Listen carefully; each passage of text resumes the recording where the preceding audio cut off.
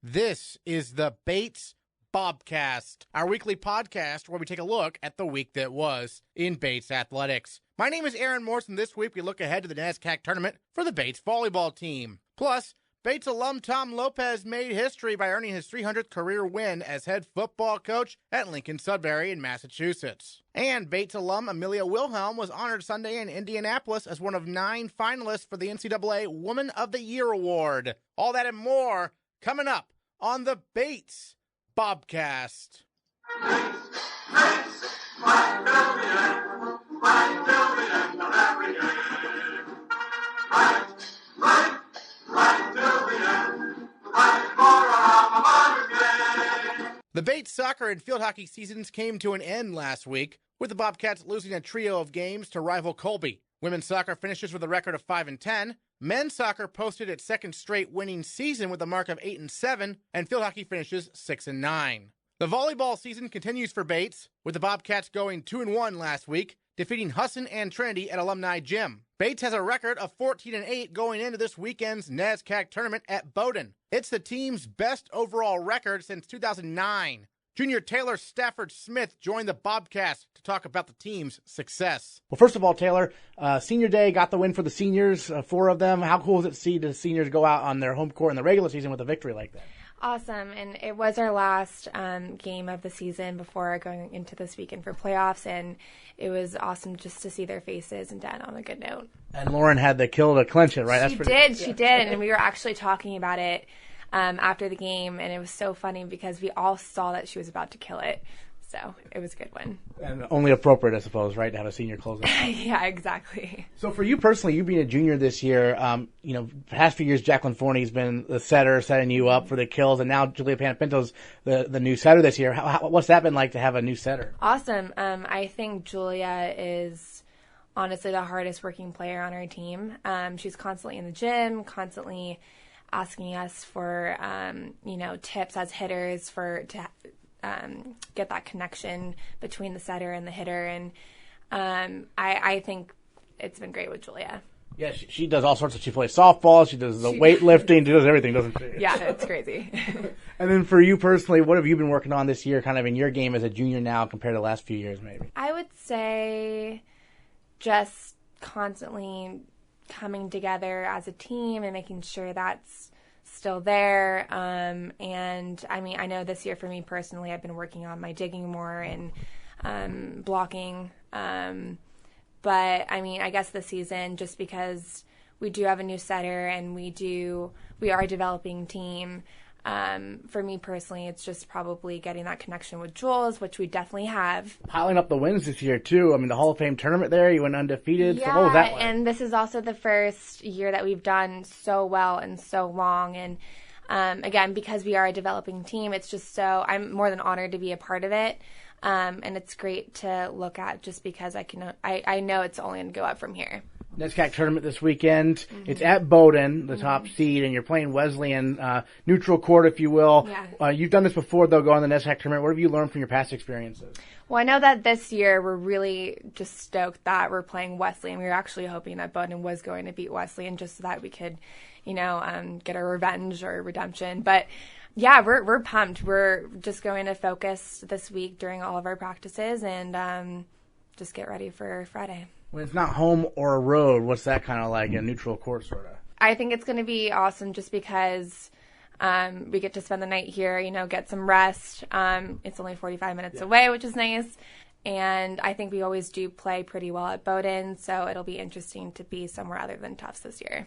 And then playing Wesleyan, you touched on the match you had against them this season. Pretty close one, right? It was a close one, and that was a tough loss for us because we know that we can beat Wesleyan. We did beat them last year. And there are some girls on the team who know some other girls on the Wesleyan team, so there's always that competition there. But, yeah, we're stoked that we're going to be playing Wesleyan this year. Excellent. And obviously, again, this being your junior year and everything, how have your relationship with Coach Duran kind of developed over these past 3 seasons in terms of, working with her on different aspects of volleyball? We're more than honored to have Coach as our coach. And, if we do lose a game, she's very positive about it still. And she knows that what we do need to work on is very important. And I feel like my relationship with Coach is only going stronger by the year, which is great too.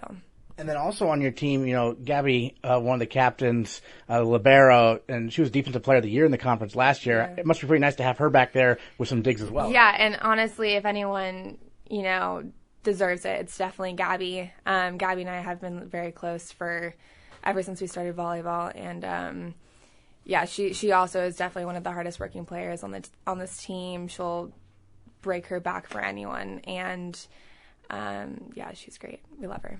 Excellent. Now, you're from California, right? Mm-hmm. So, being in Maine for the past few years, what would you maybe say to some other people from California who are preparing maybe to possibly come out to Bates for college, whether it be to play volleyball or something else, perhaps? Honestly, just to be ready for the weather. That's definitely something out here. But, I mean, just from being from California, I love it out here. I've been here for 3 years, and honestly, I think I'm going to stay on the East Coast. And, volleyball is different out here, but in a great way. And it's funny because a lot of the girls within the NESCAC do come from Southern California. So I'm always seeing familiar faces no matter what NESCAC school we're playing, no matter what. So, yeah, I'm honored to be here. Any other thoughts on the upcoming NESCAC tournament and, what you're most looking forward to perhaps this weekend? Just that we're really excited, and we all, we don't want to end season here, and we're just going to focus and be, super prepared for this weekend throughout all of our practices and just come out strong. All right, Taylor Stafford-Smith, thanks so much. Thank you. A pair of Bates alums have been in the news recently. Tom Lopez, class of 1969, who played football under Bob Hatch, recently won his 300th game as the head coach of Lincoln-Sudbury High School. And Amelia Wilhelm, class of 2018, who helped Bates win 3 NCAA rowing championships, was honored as one of the 9 finalists for NCAA Woman of the Year at a banquet in Indianapolis on Sunday. This week, both of these alumni talked to the Bobcast on the phone. We start with Lopez, whose team is in the midst of competing for the Division II state title in Massachusetts. Happy to be joined by Bates alum Tom Lopez here on the Bobcast to talk about his coaching career as well as his time playing at Bates. And first of all, Coach Lopez, congratulations on your 300th win the other week as a high school coach there at Lincoln-Sudbury, Massachusetts. Tell us a little bit about that moment when the game ended and you got that 300 victory. What was the reaction like from your players and from the fans and everything? Well, it was a great reaction. It was kind of anticipated. Coming in, I had 294 wins. We were having a good season. We were against a pretty big rival. It was a home game. We probably had 150 to 200 alumni there and parents, and it was kind of like the elephant in the room. Everybody knew about it, but nobody talked about it. And at the end, we found out that the parents had planned quite a bit. Apparently, the parents had. Not the players, they're too busy to plan. But there was a nice banner. They had probably 300 hats that they gave out with Lincoln-Sudbury football on it and my name for 300. Fortunately, it didn't have the date because there was no guarantee we were going to win that night. But no, it worked out very well. Gotcha. And then as a coach, were you like, okay, guys, now let's focus on the playoffs coming up, basically? That's what it was. We're worried about the next game, and the next game was last Friday night. Fortunately, we were able to win, but that's what coaches do. You don't live in the past. You live in what happens next Saturday, next Friday night. For sure. And you played at Bates, of course, a tight end under Coach Bob Hatch from 1965 through 1968. Obviously, all very good seasons for the Bobcats. Tell us a little bit about Coach Hatch and maybe how he possibly, influenced your coaching down the road from what you experienced as a player here. Well, I was fortunate to play with Coach Hatch and Coach Flynn and Coach Leahy. And I also played basketball 1 year under Coach Leahy also. Nice. As a sophomore, I think. Anyway, we were very fortunate to have those 3 guys. The other thing we were fortunate about, we had a good, an extremely close class of the 1969.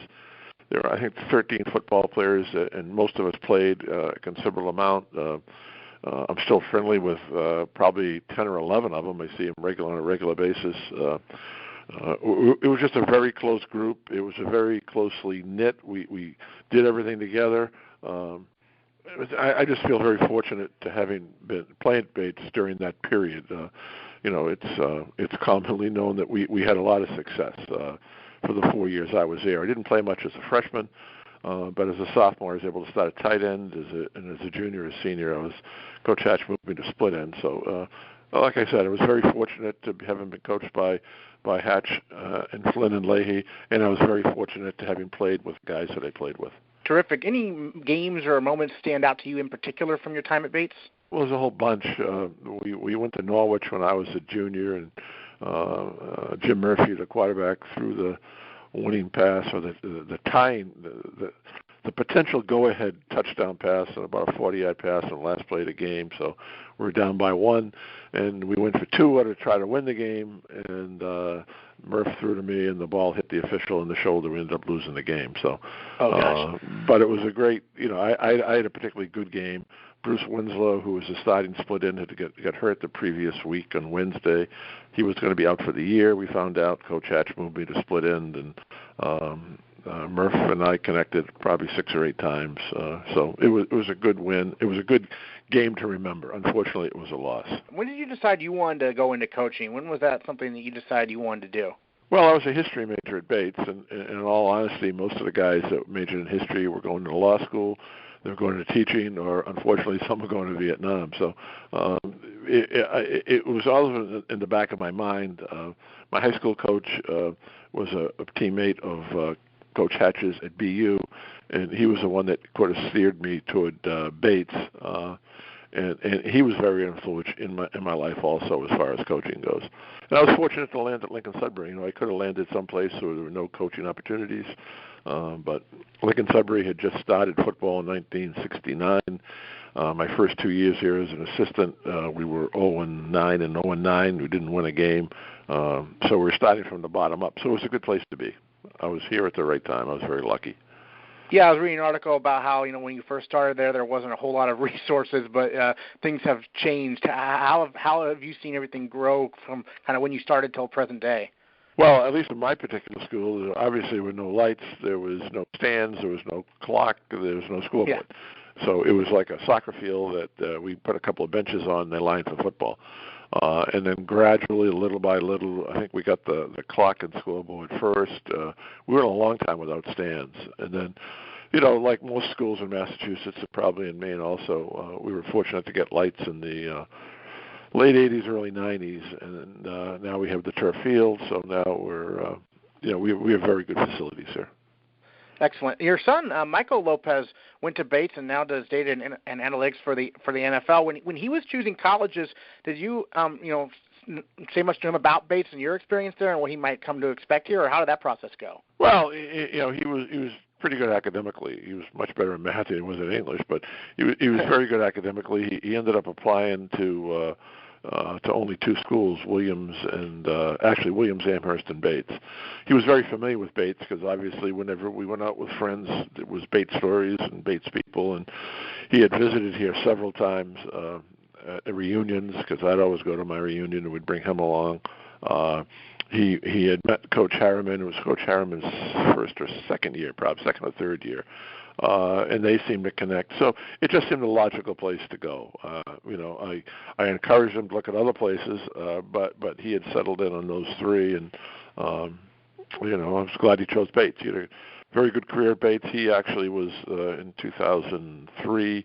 They were the first team to defeat Williams, his group. They didn't have a great year. They were probably 2-6, or maybe 3-5, but that was the year they beat Williams for the first time. So he has that to hang his hat on. Nice. And then you mentioned you come up here for your reunion. When's the last time you were able to, stop by Bates in terms of check out how the campus looks now and whatnot? Well, I have my quarterback, Jim Murphy, was the women's basketball coach and soccer coach up there for a long time. So I'd always go up in the fall to see a soccer game in the morning, or I'd always catch at least 1 or 2 basketball games when he would play against a NESCAC opponent. So I've been up several times. Next year's our 50th, so obviously I'm planning on going with a lot of my fellow teammates. What else about Bates maybe stood out to you when you were here, maybe academically in the classroom, over maybe some classes you would remember that left an impact on you, perhaps? To be honest, everything is secondary other than the people. The people are what's special, whether they were the professors. I happen to have a guy named Mueller who was my thesis advisor, or whether they were the coaches. As I mentioned earlier, I played for Coach Hatch, Coach Flynn, and Coach Leahy, or whether they were the players or the other people. It's just Bates is is much more of a people place than many of the other NESCAC schools. It's centered around people. And that's what I remember the best. The people that I've met and the people that I'm still friendly with here now, 55 years later, because my not 55 quite, but my first semester was in the fall of 65. So, 53 years later, I'm still friendly with all those guys. So it's a special place because of people. Terrific. Well, Tom, thanks so much for joining us here on the Bobcast, and congrats again on your 301 and counting victories there at Lincoln-Sudbury. Thanks again. Well, thank you very much. Amelia Wilhelm graduated nearly 50 years after Tom Lopez. A different generation, but the same Bobcat pride. She looks back on the chance to share the stage with other highly accomplished women from across the country. It was a really exciting night, and the weekend in general was amazing because I got to meet all of the other honorees and spend more time at the NCAA headquarters and meet some of the women in leadership there too. So it was really incredible to spend time with such amazing women. Yeah, so the NCAA headquarters, what was that experience like, getting to meet some of the women running the organization and everything? Yeah, it was amazing. We had a panel with some of the women in the NCAA leadership, and they talked about their experience and kind of their career paths and their leadership styles too, and that was amazing. And then we also had a community event with some girls in local kind of like women empowerment groups in Indianapolis, and so it was really great to hang out with them. And then we also got to tour around. There's a museum at the NCAA headquarters, and there are different kind of stations devoted to different sports.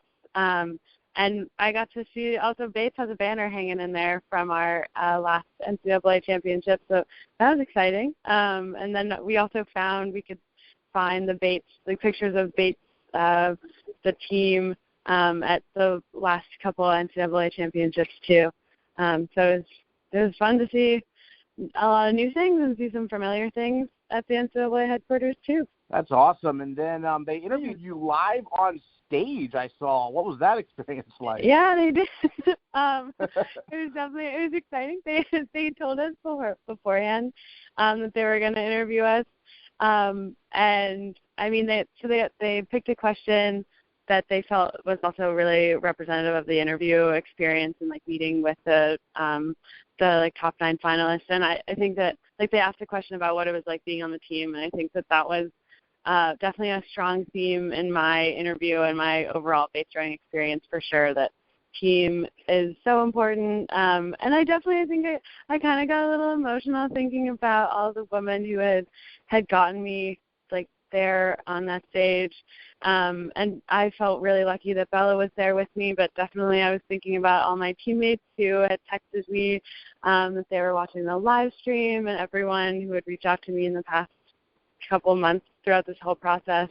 It was definitely very special. Yeah, so Bella Miller, one of your teammates at Bates, was there, as well as some of your coaches, right? I know Peter was there as well. And tell us about that also, to have the support, of the coaching staff. It was amazing. I think that's something that Coach kind of was saying the whole weekend, thank you so much for, having me here. And I definitely owe a lot of my being there to him and to Doolittle, and to Haley and Lizzie and Evan, all of the coaching staff that I was lucky enough to overlap with and interact with at my time at Bates.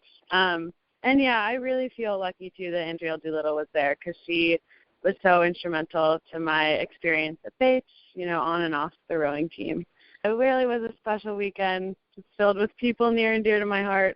Excellent. And give us a little bit about, when you first came to Bates from a rowing perspective, how experienced were you as a rower, and then how did you grow in your 4 years here, finally culminating as a senior, being able to race there at Nationals with the second varsity 8?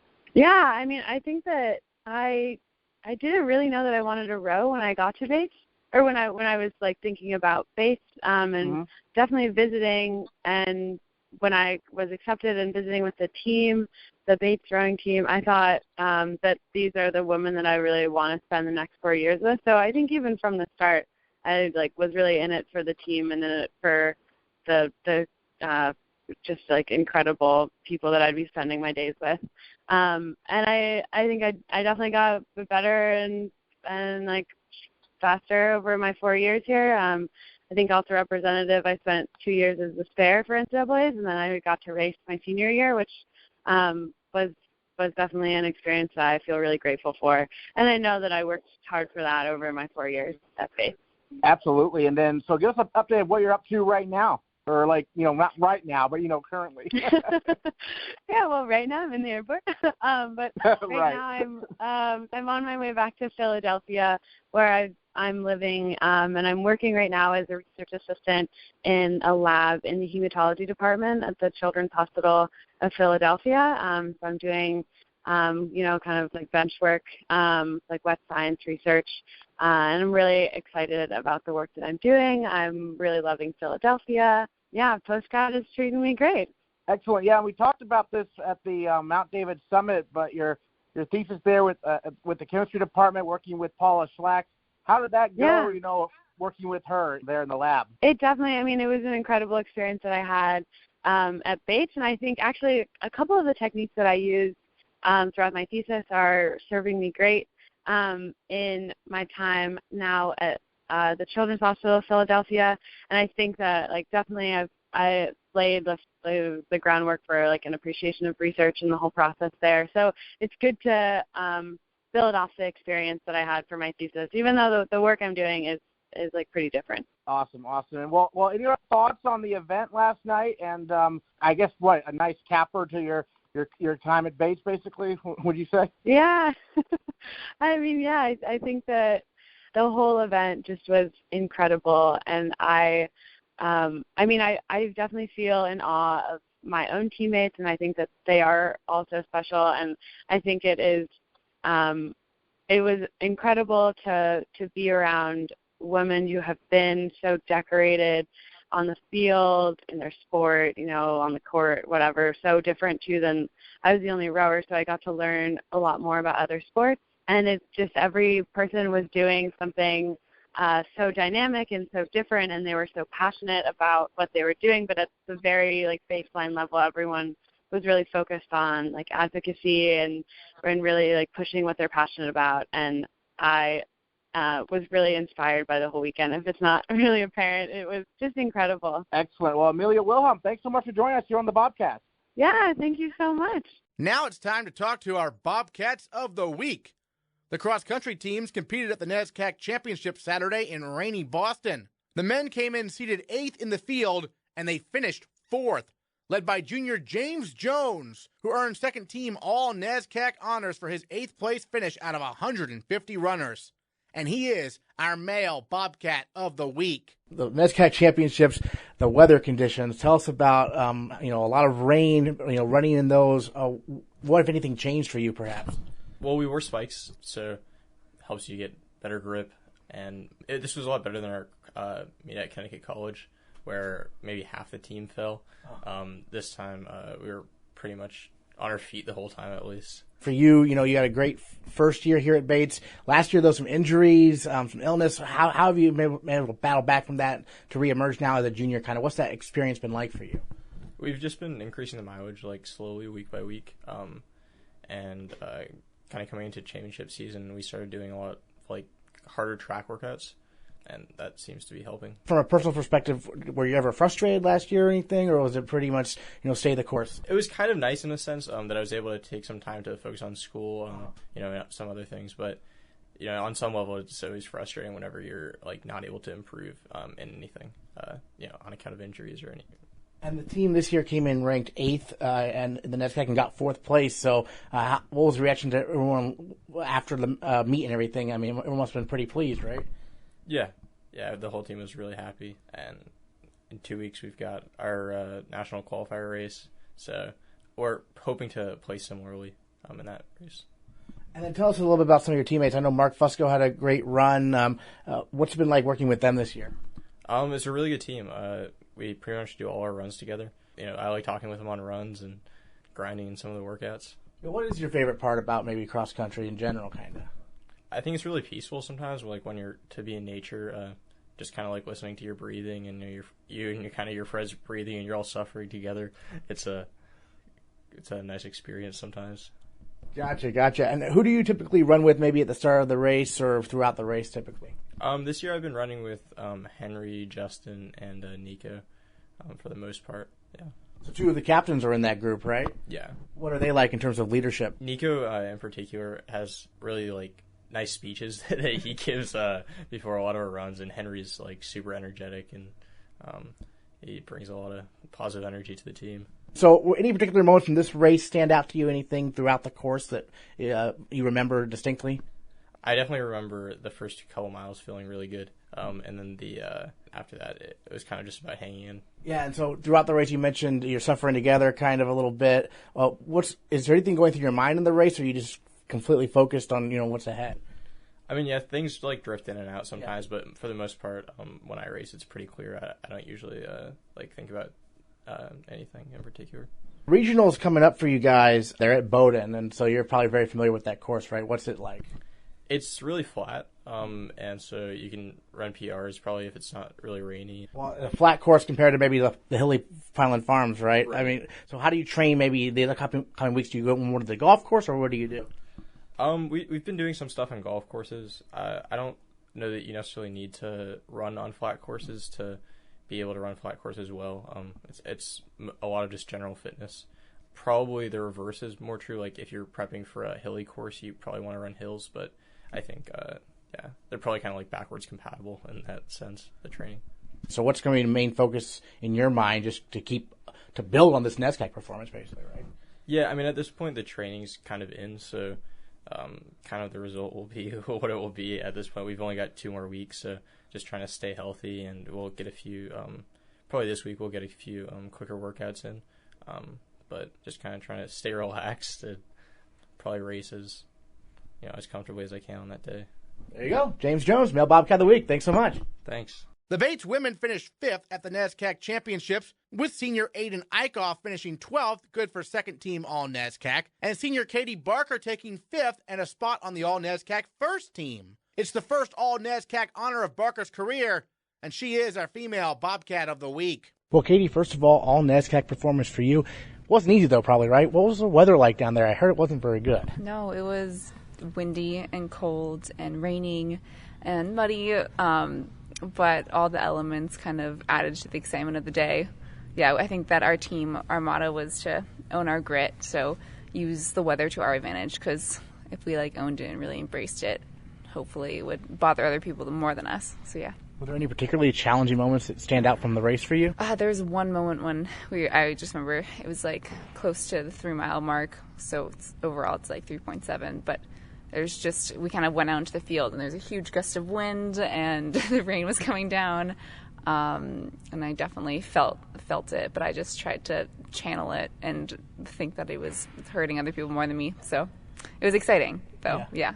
On the men's side, James Jones mentioned that he was just happy that no one fell over in the weather or anything. It's the same thing for the women. Everyone stayed upright. Yes. Yeah, for sure. No, it was exciting. And you got first team All-NESCAC. What does that honor mean to you? I don't know. I mean, I just ran like everybody else, I guess. I just tried hard just like everyone else on our team. I don't know. I guess it's cool to see progress over time. Well, and speaking of that, Aiden had a really good run also. Were you running with her for most of the race, or? Actually, I wasn't. Yeah, no, I was really excited and happy when I turned around and she was there at the finish. It was really exciting to see her. Yeah, what have you seen from her, and able in particular in terms of her improvement? Because I know she was kind of raw when she first started in terms of cross country, right? I definitely take some adjustment to getting used to being able to have a mindset for a 6K versus just track. So I think that definitely just comes with practice, because you're not only training your body but also your mental strength for sure. And then you can kind of relate to that, right? Because when you started here, you hadn't done a whole lot of cross country. Is that correct? Yeah. No, I did. College was definitely was my first cross country season. Mm-hmm. I did the 800 before just for track, but then I guess I just came to get more used to running longer distances and ended up enjoying more. So yeah, I understand that transition. So for you personally now as a senior, I mean, what has made cross country kind of such a great fit for you? You think coming in and growing as a runner these 4 years? I guess my body just has come to adjusted to enjoying longer distances. It just feels good. I guess it just feels more comfortable. Yeah, I think I get more endorphins out of it. So for me, it's just become something I really enjoy. Excellent. And then regionals coming up, right? A couple of weeks from now at Bowdoin, so flat course, right? So do you prefer that over the hills, or what's maybe more your style? I honestly prefer a course that I can engage with more versus just flat. So honestly, Bowdoin's not my favorite course, but I think that I can just try to divvy it up mentally and then go from there and try to find different points that I can refocus, so I don't just see it as one long straight 6K. There probably won't be any tougher conditions, though, than this past weekend, I imagine, right? Right. But I don't know, for some reason it's just like the more like dynamic the day and the course, I feel like the better I do. Yeah, because so like all the wind and rain made it kind of different than maybe your typical race. Yeah, exactly. Yeah. Awesome. And then, what were some other your observations from some of your other teammates maybe that stood out? I know Aiden, we talked about her, but obviously the team did really well, 5th overall, right? Yeah, absolutely. And actually, we had some like shifting of where people came in. So people that don't normally contribute to scoring did on like this day. So it was cool to see other people step up as well. And then, so what's going to be your focus, this week, this upcoming week before, you have the regionals in a week from Saturday, basically, right? Yeah, I mean, I think we're going to taper more this week and next. And honestly, I think that I personally do better not really thinking about the race until like the day before. So just kind of like enjoy the other aspects of my life and be able to just kind of do these next 2 weeks moving our bodies not as much as before, and yeah. Speaking of other aspects, what are you studying here at Bates? What are you majoring in? Do you have any post-college plans yet or anything? No. I am a chemistry major, though, so I'm working on thesis right now, which is going to be a year-long project, but I've really enjoyed digging into it, and my advisor's pretty great. So. Well, tell us what your thesis is. I guess it's not totally defined yet, but it's on structural analysis of crystals to discover ferroelectric properties. Yes. Who's your advisor? Geneva Laruda is my advisor. So we've gotten some data that I have yet to analyze. You'll be doing some of that analysis before the regionals, it sounds like? Yes. Yep. That will be happening. Yep, for sure. Excellent. Well, Katie Barker, Female Bobcat of the Week, thanks so much. Thank you. The football team fell 21-6 to Colby in the snow Saturday at Garcelon Field. Sophomore Liam Spillane ran for a career-high 114 yards, and sophomore Brendan Costa added a 19-yard touchdown run in the first quarter to cut the Mule lead to 7-6.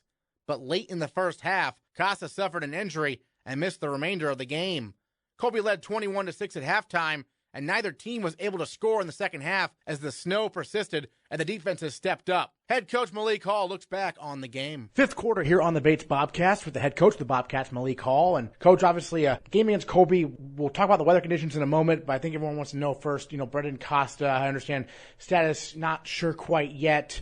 Obviously, he took a pretty big hit, though, there, didn't he? Yeah, I think teams have finally just made a decision to make us pick up the blitz game and our protections. And whether you're bluffing the blitz, showing the blitz, bringing the blitz, it's all a chess match that I think defenses are willing to live in and say, if he can make the throw, we'll take it if we can hit him. And unfortunately, in that particular play, they bluffed the blitz. We did not pick up the 4 whom were rushing and cut a D lineman loose. And, he took a really tough hit while trying to deliver a big ball down the sideline that we had open. But that goes to timing. Like, if we're not able to click offensively with the timing of pass protection, or route development, to quarterback reads and release, you're kind of flirting on that line of beating your quarterback up.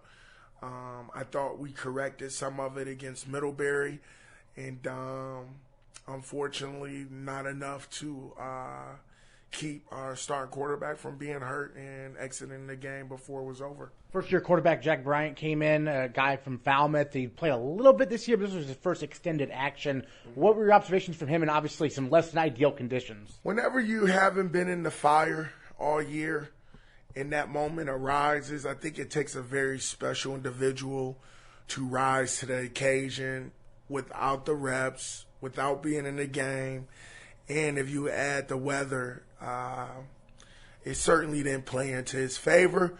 But right now, I think at what we were asking him to do in that short amount of time, and to go win the game, not just manage the game, I think that was a tall order. And I think, it's the human disposition to see what happened to your predecessor, so to speak, and play with some apprehension when it comes to passing the ball. And he's not as, he's not as fluid of a runner as Costa is. But again, I think for JB to get thrown in that scenario and for what we needed him to be, I think that was a very tall order. And obviously we would have loved for him to accomplish that. But I just think that was a lot for him. And I think with a full week of practice and preparation, and for us to evaluate him thoroughly in terms of what will give us the best shot at winning a game, what packages does he feel comfortable with, and obviously our QB run game completely changes just because he's not the runner that Costa is, but he certainly has a good arm. I think having to rely on his arm a little bit more isn't a bad thing. We want to get the ball downfield, and right now we've certainly been very cold more than hot. And you would think we would have been able to double down on points, being that we put up 34 a week before.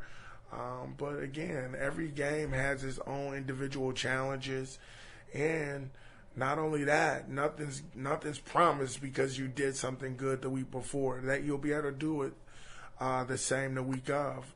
Though we strive for that, but we certainly have missed the mark in that regard. Well, let's touch on the weather a little bit. Obviously, both teams play in the same conditions, so it's not something that was necessarily, a factor one way for one team or another. But it seems like it definitely favored the running backs and did not favor pretty much everyone else except for the photographers on the sidelines, right? Yeah, and my thoughts on this is when you're playing a rival, no better rival to have a rival in mud and snow. And unfortunately, I don't believe our guys showed up for the rival like Kobe showed up. I think Kobe took the approach, listen, it's snowing. We came in with the game plan to run the ball anyway, and now we're just saying, hey, we definitely got to run the ball.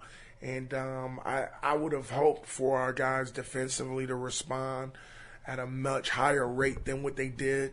And again, I think it comes back to, carrying over what we do well and being consistent with it. I tip my hat to Coach Cosgrove and the Kobe staff. They found some surfaces against us that we had a few guys short in. And on top of the run game in this league, in the NESCAC, is very physical and efficient. So being throughout the whole year, we've done a decent job, in the course of 4 quarters, not letting the run be a major issue when you're talking about tailbacks. But in the fourth quarter, it's been an issue, and QB run has been an issue throughout the year. What makes this a little disheartening, it wasn't QB run, and it was the tailback consistently. And I thought we've done some good things in the run game, not consistent enough, but I don't think we played physical. Nowhere near as physical as Kobe played, and certainly the back was a ton to bring down, regardless of weather. I don't think that would have mattered.